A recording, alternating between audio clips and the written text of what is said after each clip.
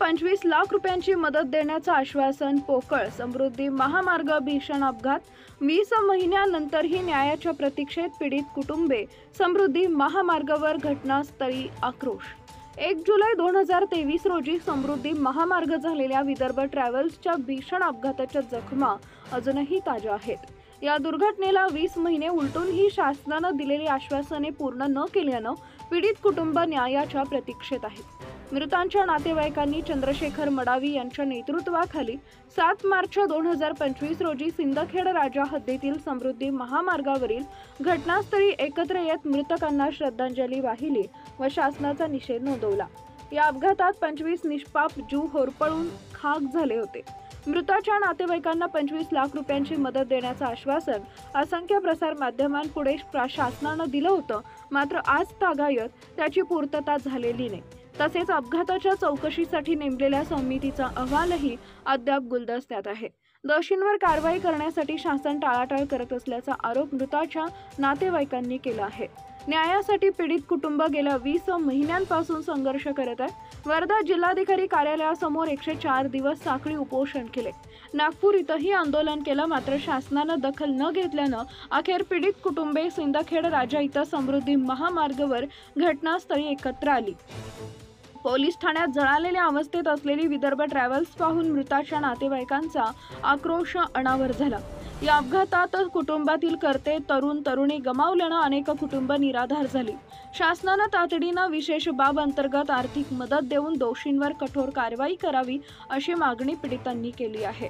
या आंदोलनात सिंदखेड राजा येथील सामाजिक कार्यकर्ते संदीप म्हेत्रे यांच्यासह मृताच्या कुटुंबातील सदस्यांनी सहभाग घेतला.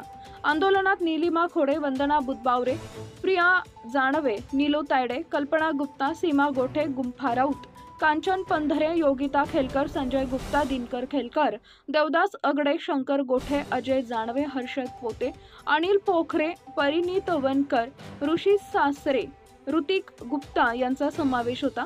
शासनानं या अधिवेशनात पीडितांना न्याय द्यावा अशी मागणी सर्व स्तरातून होत आहे. आंदोलनातील प्रमुख मागण्या: मृतांच्या नातेवाईकांना पोरसे कार अपघात पीडित प्रमाणे तातडीनं विशेष अंतर्गत बाब मदत द्यावी. अपघाताच्या चौकशी समितीचा अहवाल सार्वजनिक करावा. अपघातास जबाबदार असलेल्या दोषींवर कठोर कारवाई करावी. समृद्धी महामार्गावरील अपघात रोखण्यासाठी उपाययोजना कराव्यात. Bureau reporter Renuka Durbude, Navswarajya news, संपादक.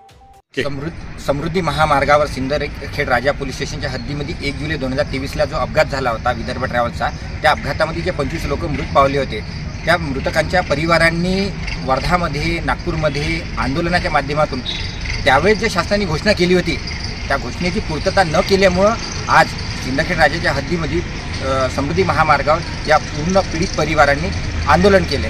आंदोलनाच्या माध्यमातून त्यांना हेच शासनाला म्हणायचं होतं की तुम्ही जे काही त्यावेळेस घोषणा केली होती, विदर्भ ट्रॅव्हल्सची मान्यता रद्द करणार, SIT गठीत करून दोषींवर कारवाई करणार, हे जे लिखित दिलं होतं, तर त्या लिखित आश्वासनाची पूर्तता अद्यापही झाली नाही. ते चौकशी समितीचा अहवाल आला नाही. तर या गोष्टीला कुठेतरी वाचा फुटावी याकरिता या सर्व परिवारांनी मिळून आज समृद्धी महामार्गावर हे आंदोलन केलं आणि या आंदोलनाच्या माध्यमातून शासनाला इशारा दिला की तुम्ही जोपर्यंत आमच्या मागण्या मंजूर करत नाही किंवा तुमच्या घोषणेची पूर्तता करत नाही, तोपर्यंत आम्ही याच पद्धतीचा आमचा संघर्ष चालू ठेवू. Subscribe now and press the bell icon.